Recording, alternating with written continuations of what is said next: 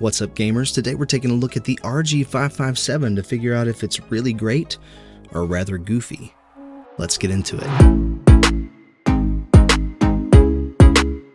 Here's the fancy box you get with the RG557. It's got some really nice, I don't know what you call this, embossing, I guess, here on that lettering, so it shimmers and shines, and that's pretty cool. Other than that, though, there's really nothing else on this box on the outside, so we're just going to jump right in, and we are going to look at how this runs straight out of the box. I'm not going to install any custom firmwares. This is just going to be the stock Anbernic system on this device today.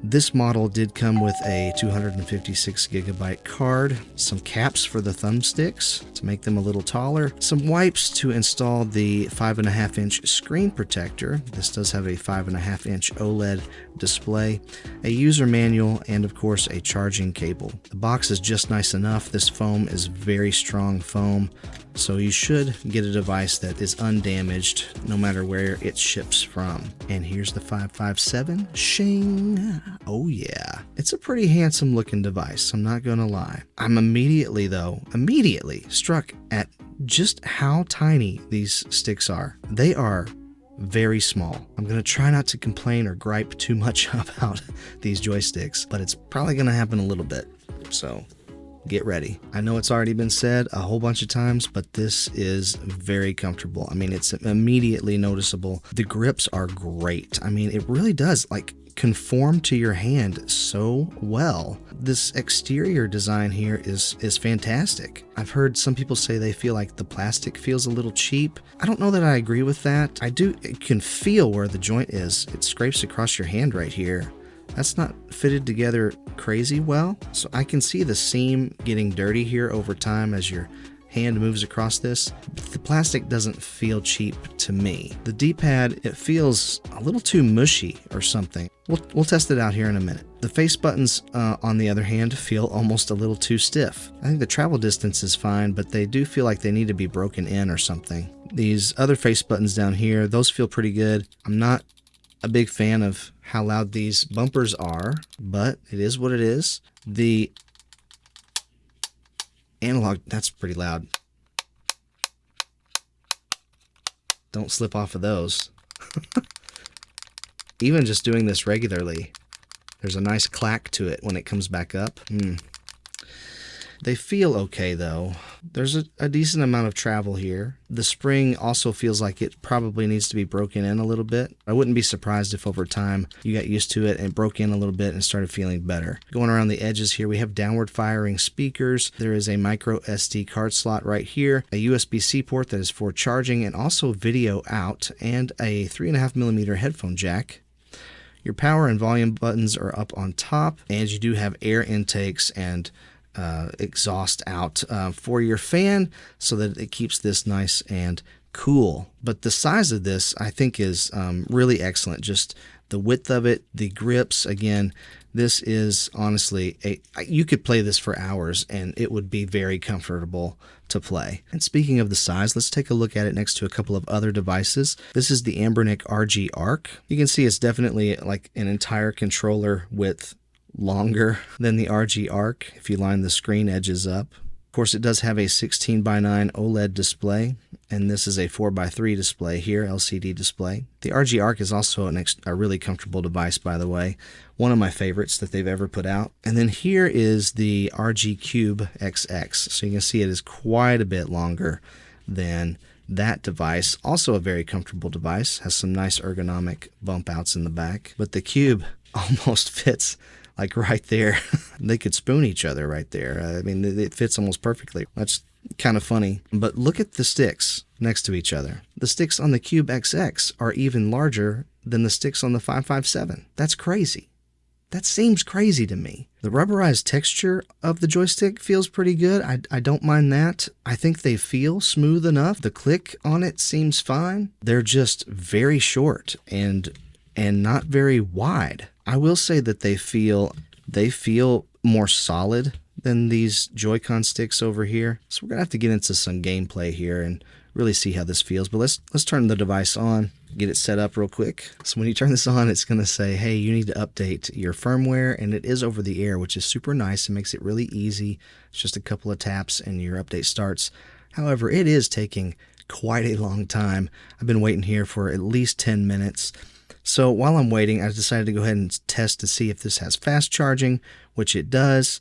And it vibrates and lets you know, hey, I'm charging, and there's a little light here on top to let you know that as well. Also, you'll notice this flickering across the screen here. I cannot see that with my eyes, but I do see that on the camera here, and that tells me that this might induce headaches in some people, which is really unfortunate because this is their flagship device right now. This device is so comfortable to hold, and it really could be kind of an all-day play device. I will say this about this 1080p display: the text is super crisp on here, very easy to read, even the tiny print, and the blue looks fantastic. I mean, the color is very nice. All right, the update is done. Tips: the system upgrade is completed. Does the immediate restart take effect, cancel, or okay?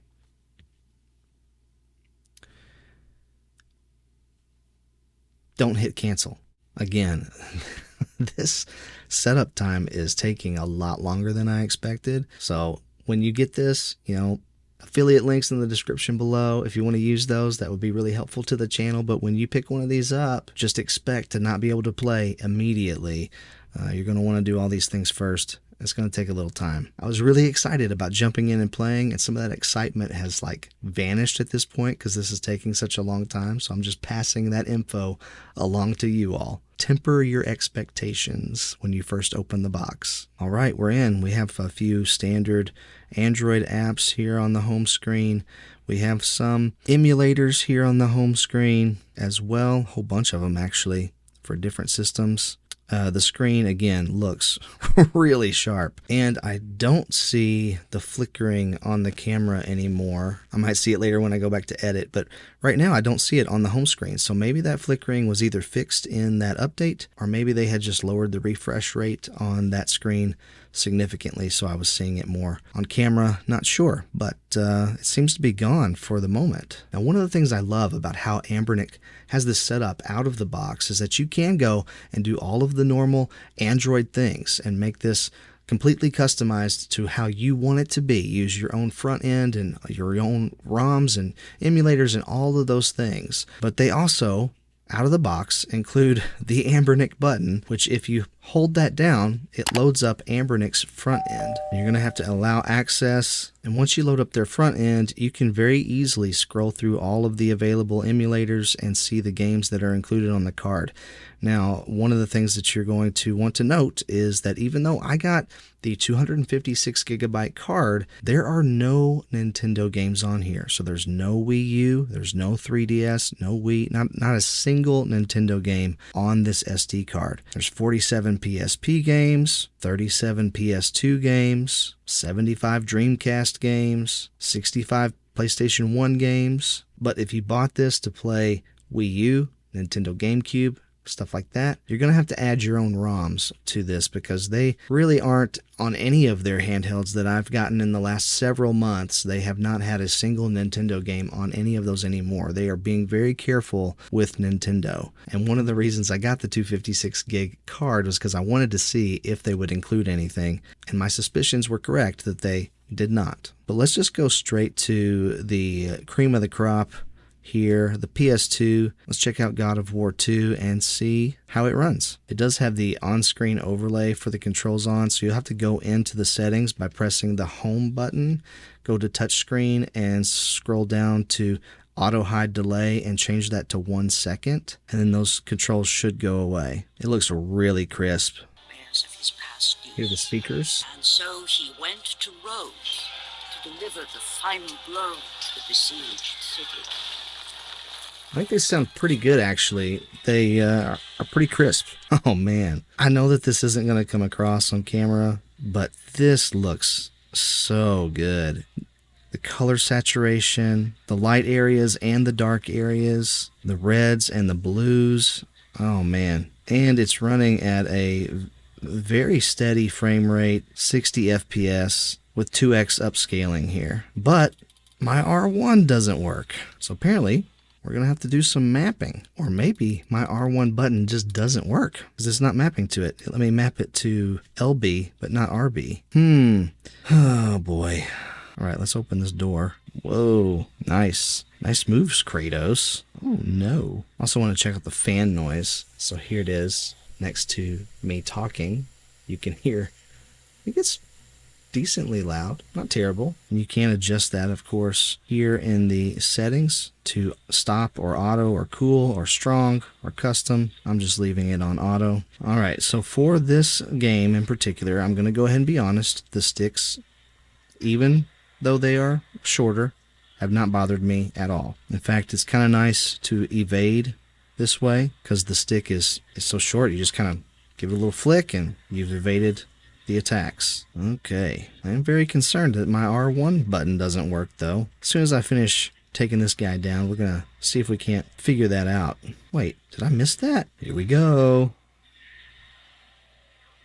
Sorry about it. Should have left me alone. Oh, I forgot there was this water scene. See, I can't get through because my R1 doesn't work. No! So when you back out to the menu, if you try to go back in, it gives you the option to start a new game or go back to your old game. Love that as a feature. Let's see if we can find, gamepad tester. Let's see here. R2, R3, stick, L1, L2, L3, R1. My R1 button is broken. That's unbelievable. Everything else seems to be working really well, but no R1. Well, hopefully this doesn't happen to you. I'm pretty disappointed in that. Again, this is a very expensive handheld, and you would hope that all of your buttons would be working. I didn't buy this used. This is brand new. I would be very interested to know if anybody else has experienced this. Please let me know in the comments. But back on a positive note, I do want to say, man, this thing is snappy. I mean, very fast. It's blazing through everything. The menus, loading stuff up. And I'm running PSP at 4X right now, so 1080p, and fast forwarding through all of this. So it's very fast. I mean, there's just no slowdown. It's just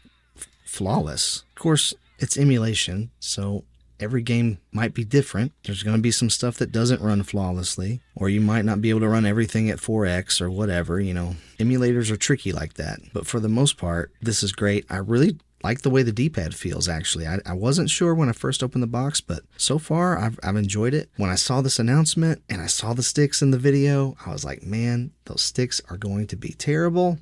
I was really nervous about them, but so far I haven't minded them as much as I thought I was going to either. So I think the thing I'm most upset about is that my R1 button doesn't work. And some of the mapping is a little off too. Like for PSP, it thinks that A is X instead of B being X like it would be on a PlayStation controller, you know, here at the bottom. So to confirm, I keep having to hit the O on a PlayStation controller instead of the X button. So there's some little things like that.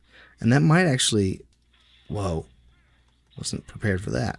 No, no, no, no, no, no, no, no, no, no, you don't. Oh,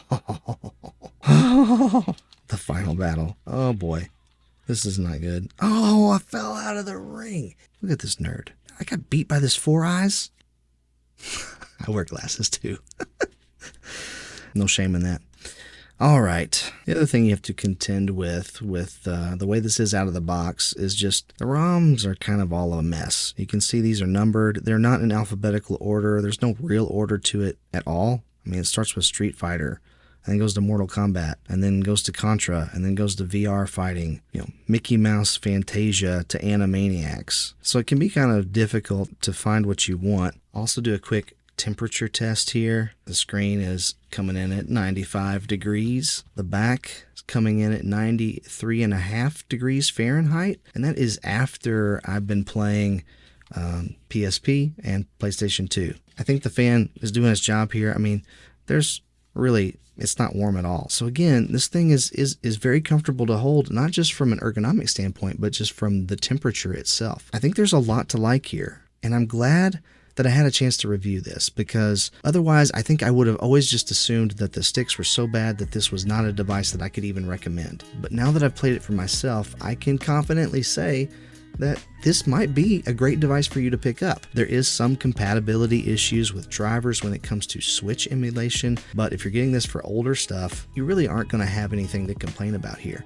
Also, you can play your console games over the cloud, like Game Pass. You can play PlayStation Remote Play, Luna, Xbox Remote Play, all the different things like that. They already have Moonlight streaming preloaded on here for you, which you can connect to your PC to play Steam games. Plus you can play native Android games. So there's really a lot you can do here. You can even use that video out to dock this to a TV, play on a bigger screen, connect a Bluetooth controller to it. We've seen all of those things before, but if you're looking for the most comfortable device that you could possibly have, this is it. I've been reviewing retro handhelds for a couple of years now, and there is no other one that I've tried that is this comfortable. There's literally no competition, and I would say it is the most comfortable one you can buy for under $300. I'm really hoping that my unit just has a faulty button up here. I'm going to be returning this because of that, but I have not heard a single other person online complain about their R1 button not working, so I'm assuming that that's just the one that I bought. Other than that, I really don't have any complaints here. But let me know what you think in the comments below. You can help support the channel by clicking the affiliate links in the description and liking and subscribing. But as always, stay kind and encouraging out there, and I will catch you on the flippity flip.